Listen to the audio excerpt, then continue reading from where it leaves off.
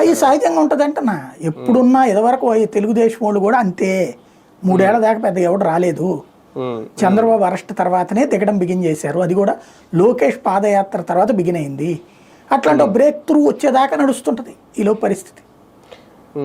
కానీ వైసీపీ పరంగా చూసుకుంటే, వైసీపీ వైపు చూసుకుంటే ఒక ప్రమాదమేనా భవిష్యత్తులో?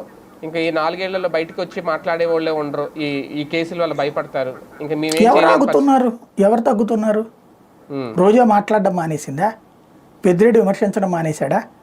మిథున్ రెడ్డి అండం ఆగాడా? పేరుని నాని ప్రెస్ మీట్ పెట్టడం మానేశాడా?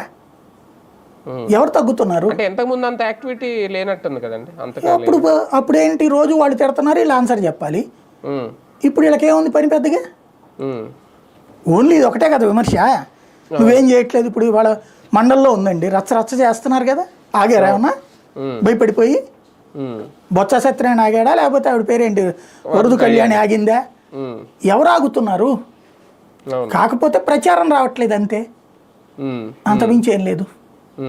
ఇదంతా రెడ్ బుక్ పేరు చెప్పే నడుస్తుందని అనుకోవాలా రాజకీయంగా?